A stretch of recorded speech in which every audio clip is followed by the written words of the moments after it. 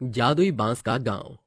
केरलपुर जैसी एक जगह पर छोटा सा गांव बसा था, जहां पर हर एक चीज बांस से बनी हुई थी। सभी लोग वहां पर बांस से बनी हुई चीजों का इस्तेमाल किया करते थे।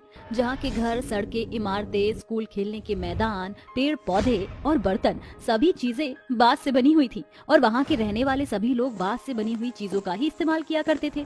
उस गांव के सभी लोग आपस में हंसी खुशी रहा करते थे। लेकिन कुछ कंस्ट्रक्शन के लोग उस गांव में आते हैं और बांस से बने हुए गांव में रहने वाले सभी लोगों से कहते हैं, देखो, यहाँ से जितनी जल्दी हो सके इस जगह को खाली कर दो। हमारे पास ऊपर से ऑर्डर आया है कि हमें इस जगह को तोड़कर यहाँ पर बहुत बड़ी बड़ी ईंटों की इमारतें बनानी है। अगर तुम लोगों ने हमारी कहने पर इस जगह को खाली नहीं किया तो हम तुम्हें 7 दिन की मोहलत देते हैं। हम 7 दिन बाद इस जगह के ऊपर बुलडोजर चलवा देंगे। उसके बाद ना रहेगा बांस, ना बजेगी बांसुरी। तभी वहाँ के सभी लोग उन लोगों की बातें सुनकर उनके ऊपर जोर जोर से हंसने लगते हैं। अरे, तुम्हें क्या लगता है कि तुम हमें यहाँ से जगह खाली करने के लिए कहोगे और हम बहुत जल्दी यहाँ से जगह खाली करके चले जाएंगे? अरे, यहाँ तो हम पैदाइशी रह रहे हैं। ये हमारा गांव है और ये गांव बांस से बना है। तुम चाहे जितनी भी कोशिश कर लो, ये नहीं टूटेगा। हमारा गांव बांस का गांव ही रहेगा। तुम चाहे कितना भी इसे तोड़ने की मेहनत कर लो, लेकिन तुम्हें यहाँ कुछ नहीं मिलेगा। इसलिए समझदारी यही है कि तुम यहाँ से चले जाओ, नहीं तो हमारी देवी नाराज हो जाएगी। देखो, हमारे पास ऑर्डर आए हुए हैं। तुम लोग यहाँ से जितनी जल्दी हो सके इस जगह को खाली कर दो। यहाँ बांस का अब कुछ भी नहीं बचने वाला। रुपेश और धर्मेश दोनों ही वहाँ से चले जाते हैं, जिसके बाद गांव के सभी लोग आपस में बात करने लगते हैं। अरे, इन लोगों की धमकी से हम नहीं डरने वाले। हम यहाँ इस गांव में रहते हैं और बांस का व्यापार करते हैं। ये लोग हमें इस गांव से नहीं निकाल सकते। अगर उन्होंने बांस के गांव को तोड़ दिया तो हम लोग कहाँ जाएंगे और व्यापार कैसे करेंगे? इस बांस के गांव की चिंता करने की तो हमें कोई जरूरत ही नहीं है। तुम लोग भूल गए हो, ये बात कोई मामूली बात नहीं है। ये जादुई बांस का गांव है जो हमें वरदान के रूप में एक देवी माँ ने दिया था। चलो, चिंता करने की कोई बात नहीं है। हम लोग अपना आराम से रहेंगे और इस बांस के गांव को छोड़कर कहीं नहीं जाएंगे। अगर कोई भी संकट आता है तो देवी माँ हमें खुद बचा लेंगी। गांव के सभी लोग खुशी खुशी अपने घरों में चले जाते हैं और अपने कामों में लग जाते हैं। ऐसे ही धीरे धीरे पूरा एक हफ्ता बीत जाता है और एक हफ्ते के बाद कंस्ट्रक्शन वाले बांस के बने हुए गांव को तोड़ने के लिए आ जाते हैं। हमने तुम्हें 1 हफ्ते का टाइम दिया था, लेकिन तुम लोगों ने हमारी एक नहीं सुनी। अब तुम लोग यहाँ से कहीं जाओ या ना जाओ, हम इस बांस के बने हुए गांव के ऊपर हमारे सरकारी बुलडोजर चलवा कर ही रहे हैं।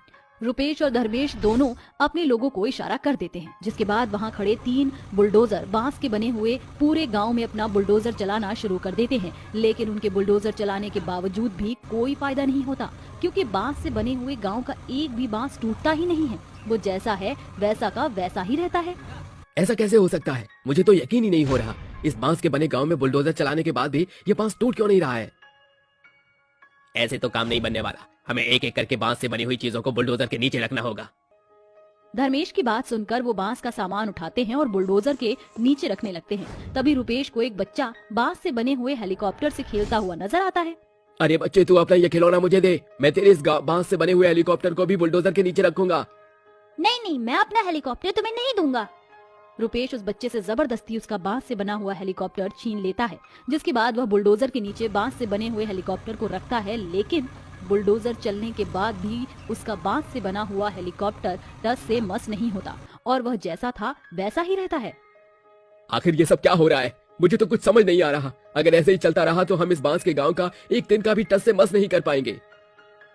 धर्मेश ऐसा कह ही रहा था कि तभी वहाँ पर एक देवी माँ प्रकट होती हैं और उन दोनों से कहती हैं, ये कोई मामूली गांव नहीं है। ये गांव तो बांस का जादुई गांव है। इस गांव का तुम एक तिनका भी नहीं हिला सकते। बांस तोड़ने की बात तो दूर रही। देवी माँ को देखते ही धर्मेश और रुपेश दोनों ही अचंभित रह जाते हैं और देवी माँ के सामने हाथ जोड़कर खड़े हो जाते हैं। अरे देवी माँ, आप मुझे क्षमा कर दीजिए। हमसे गलती हो गई। हमें नहीं पता था कि यहाँ स्वयं देवी माँ का वास है। ये सब तो ठीक है देवी माँ, लेकिन मुझे ये अभी तक समझ नहीं आया कि ये गांव जादुई क्यों है और आपने इस गांव को जादुई बांस का गांव क्यों बनाया है। कुछ समय पहले इस गांव में इन लोगों के घर बांस से बने हुए थे। ये सभी बहुत ज्यादा गरीब थे। एक दिन बाढ़ के चलते इन सभी के घर तहस नहस हो गए। बाढ़ के खत्म होने के बाद इन बेचारे गरीब लोगों ने अपने घरों को बांस की मदद से दोबारा खड़ा करने की कोशिश की, लेकिन ऐसा हो नहीं पाया। जिसके बाद इन सभी ने मिलकर मेरी पूजा अर्चना की और मुझे इस गांव में बुलाया। तब से मैंने इस पूरे गांव को बांस का जादुई गांव बना दिया है। धन्य हो गए भाग। देवी माँ के मैंने भगवान के बारे में सुना तो बहुत था, लेकिन आज साक्षात अपने सामने भगवान को देख मेरी जिंदगी सफल हो गई। आज के बाद इस गांव में कोई कंस्ट्रक्शन का काम नहीं होगा। रुपेश धर्मेश को लेकर वहाँ से चला जाता है, जिसके बाद उस गांव में कोई भी कंस्ट्रक्शन का काम करने कभी नहीं आता, बल्कि उस गांव के सभी लोग अब शहर के लोगों से भी अपना व्यापार करना शुरू कर देते हैं। देखते ही देखते बांस का गांव बहुत ज्यादा फेमस हो जाता है और बाहर के लोग बांस के गांव में आना शुरू कर देते हैं। अरे आओ आओ साहब, हमारे यहाँ की बांस खरीदो और अपने शहर लेकर जाओ, इन बांस से बने हुए घर कभी नहीं टूटेंगे। तभी वहाँ पर एक दूर शहर से मनोहर नाम का आदमी आता है, जो नीलम से कहता है, अरे जरा मैं भी तो देखूं, आखिर इस जादुई बांस के गांव में ऐसी क्या खासियत है। मनोहर एक बांस की लकड़ी उठाकर उसे तोड़ने की कोशिश करता है, लेकिन खूब कोशिश करने के बाद भी वो उसे तोड़ नहीं पाता। अरे ये तो दुनिया का 8वां अजूबा ही है, कहाँ तो एक बार लकड़ी की तरह आराम से टूट जाता है और ये तो एक शक्ति पत्थर की तरह मजबूत है। मनोहर जादुई बांस के गांव से ढेर सारे बांस ले जाकर अपने शहर में अपना खुद का एक बांस का घर बनाता है, जो उसे सस्ता भी पड़ता है और बहुत समय तक टिकाऊ भी रहता है। उसे देख शहर के कई सारे लोग फेमस जादुई गांव के अंदर जाते हैं और वहां से बांस लेकर आते हैं, जिसके बाद वो सभी भी अपने घर शहर के अंदर बांस के ही बनाते हैं। ऐसे ही बांस का जादुई गांव धीरे धीरे कुछ ही समय में बहुत ज्यादा तरक्की कर लेता है। सुनहरा जंगल। रजत अपने परिवार के साथ एक गंगापुर गांव में रहा करता था। वो जंगलों से लकड़ियां काट कर और उन्हें बेचा करता था। वो इसी तरह अपना और अपने परिवार का गुजर बसर करता था। उसका बेटा गौरव इंजीनियरिंग की पढ़ाई के लिए विदेश गया हुआ था। रजत रोज सुबह लकड़ी काटने जंगल में जाता था। शाम होने पर वो वापस लौटता है। उसकी गैर हाजिरी में उसकी पत्नी सीमा की तबीयत बहुत खराब हो गई थी। वह घर पहुंचकर सीमा को आवाज लगाते हुए बोलता है, सीमा, आज खाने में क्या बनाया है? फटाफट खाना लगा दो, मुझे बहुत जोर से भूख लगी है। मेरी तबीयत ठीक नहीं है और मैं बिस्तर से उठ भी नहीं पा रही हूँ, इस वजह से मैंने खाना नहीं बनाया है। आप मुझे डॉक्टर के पास ले चलिए। अरे क्या हो गया तुम्हें? इतना बोलकर रजत सीमा के सिर पर हाथ रखता है। उसका शरीर भट्टी की तरह तप रहा था। सीमा की सांसें बहुत तेजी से चलने लगी थी। वह अपने सीने पर हाथ रखते हुए हाँफने लगी थी। वो थोड़ी देर बाद बेहोश हो जाती है। रजत जल्द से जल्द उसे हॉस्पिटल लेकर जाता है। डॉक्टर उसका चेकअप करते हुए बोलता है, देखिए, आपकी बीवी की कंडीशन बहुत ज्यादा खराब हो रही है। उनके बचने के चांसेस बहुत कम है, क्योंकि उन्हें सीवियर हार्ट प्रॉब्लम है। अगर जल्द से जल्द इनका ऑपरेशन नहीं किया गया तो ये अपनी जान गंवा बैठेगी। ऑपरेशन का कुल खर्चा 3 लाख रुपए तक पहुंच सकता है। लेकिन डॉक्टर साहब, मैं इतनी बड़ी रकम कहाँ से लाऊंगा? मैं सिर्फ एक मामूली लकड़हारा हूँ। कुछ भी करके आप मेरी पत्नी को बचा लीजिए। पेशेंट की जान बहुत खतरे में है। आप जल्द से जल्द पैसों का बंदोबस्त करिए, तभी हम आगे कुछ कर पाएंगे। उनके लिए स्पेशल डॉक्टर को विदेश से बुलाना पड़ेगा और उनकी फीस बहुत ज्यादा है। ये केस किसी आम डॉक्टर के बस की बात नहीं है। आप मेरी पत्नी को बचाने के लिए भगवान को भी बुला लो, लेकिन मेरी पत्नी को कुछ नहीं होना चाहिए। मैं पैसों का इंतजाम करता हूँ। रजत सोच में पड़ जाता है और वह उदास होकर घर की तरफ जाने लगता है। रास्ते में उसे एक जंगल से होकर जाना था। वो रास्ते में चल ही रहा था कि उसे मंत्रों की जाप की आवाज सुनाई देती है। वो आगे की ओर बढ़ता है और एक बड़ी चट्टान पर किसी साधु महात्मा को तपस्या करते हुए देखकर उन्हें हाथ जोड़कर नमन करता है। लेकिन तभी उसकी नजर उनके आसपास पड़ती है, जहाँ एक सांप उनके कमंडल के इर्द गिर्द घूम रहा था। वह सांप साधु को डसने ही जा रहा था कि तभी रजत सांप को एक टहनी से दूर कर देता है। सांप वहाँ से भाग जाता है और इन सब के बीच साधु की तपस्या भंग हो जाती है। वह गुस्से में रजत को बोलते हैं, तुमने मेरी वर्षों की तपस्या भंग कर दी। मैं तुम्हें तुम्हारी इस गलती के लिए कठोर दंड दूंगा। लेकिन बाबा, मैंने आपकी जान बचाई है और आप मुझे ही दंड दे रहे हो। एक सांप आपके आसपास घूम रहा था, आपको डसने वाला था, लेकिन मैंने उसे भगा दिया और आपकी जान बचाई। क्या? मेरी जान बचाई? बेटा, मुझे गलतफहमी हो गई, मुझे माफ करना। मेरी जान बचाने के लिए धन्यवाद। आप धन्यवाद मत कीजिए, आप तो ज्ञानी संत हैं, आपसे कभी भूल नहीं हो सकती। आप मुझे अपना आशीर्वाद दीजिए कि मैं अपनी जिंदगी की मुसीबतों से लड़ सकूं। क्या बात है बेटा, तुम बहुत परेशान लग रहे हो। हाँ महात्मा जी, मेरी पत्नी की तबीयत बहुत खराब है। वो अस्पताल में एडमिट है। मुझे उसके इलाज के लिए 3 लाख रुपए चाहिए, पर मेरे पास इतनी बड़ी रकम नहीं है। मुझे समझ नहीं आ रहा कि मैं अपनी पत्नी की जान कैसे बचाऊं। बेटा, मैं तुम्हारी इस परेशानी का हल बताता हूँ। तुम एक नेक दिल इंसान हो। मैं तुम्हें ऐसी जगह भेजूंगा जहां तुम्हें इतनी सारी दौलत नसीब होगी कि तुम इसका हिसाब नहीं कर पाओगे।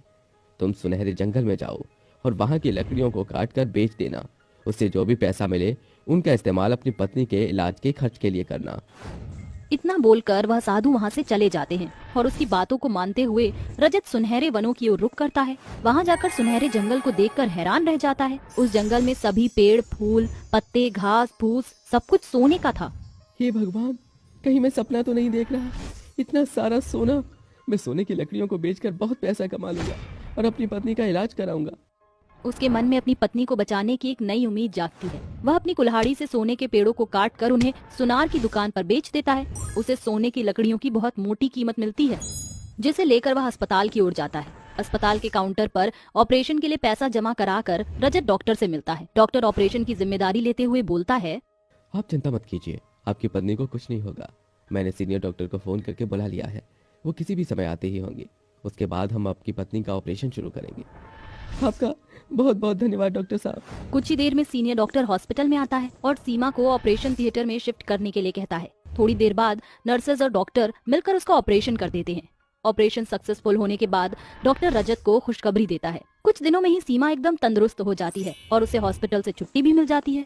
ऑपरेशन के इलाज के बाद भी रजत के पास बहुत सारे पैसे बच गए थे। एक सुबह रजत को उसके बेटे गौरव का विदेश से कॉल आता है। कैसे हो पापा, और माँ कैसी है? बेटा मैं सही हूँ और तेरी माँ भी ठीक है। पापा वो कॉलेज की फीस के लिए कुछ पैसे चाहिए थे, आप 2 दिन में भिजवा दीजिए, क्योंकि परसों आखिरी डेट है फीस भरने की। कितनी फीस रह गई है तेरी? पापा वही कुछ 80,000 रुपए। तू चिंता मत कर, मैं कल ही तेरे अकाउंट में पैसे भिजवा देता हूँ। बस तू अपना मन लगाकर अच्छे नंबरों से पास होना और इंजीनियर बनकर यहाँ आना, तेरी माँ बहुत खुश होगी। हाँ पापा, बस मैं 3 महीने बाद वापस घर लौट रहा हूँ। अच्छा मैं फोन रखता हूँ, आप पापा मेरी क्लास का समय हो रहा है। ठीक है। फोन रखकर दोबारा रजत सुनहरे जंगल में जाता है और वहाँ से कुछ सोने की पेड़ को काट कर लाता है और उसे सुनार को बेचकर जो पैसे मिलते हैं उनमें से रजत 1 लाख रुपए गौरव के अकाउंट में डलवा देता है। गौरव फीस भरकर अपनी आगे की पढ़ाई पूरी करने लगता है और बचे हुए पैसों से रजत गरीबों की मदद करता है। वह उनके लिए खाने की चीजें, कपड़े दान में बांटने लगता है। अब रजत के घर में सिर्फ खुशियां ही गूंज रही थी। 3 महीने बाद गौरव घर लौटता है, जिसे देख सीमा और रजत उस पर बहुत गर्व करते हैं। रजत हमेशा उस साधु महात्मा और सुनहरे जंगल का शुक्रिया अदा करता है, क्योंकि अगर आज सुनहरा जंगल ना होता तो आज सीमा उसके साथ ना होती और उसका बेटा आज इंजीनियर ना बनता। अब रजत खुशी खुशी अपनी आगे की जिंदगी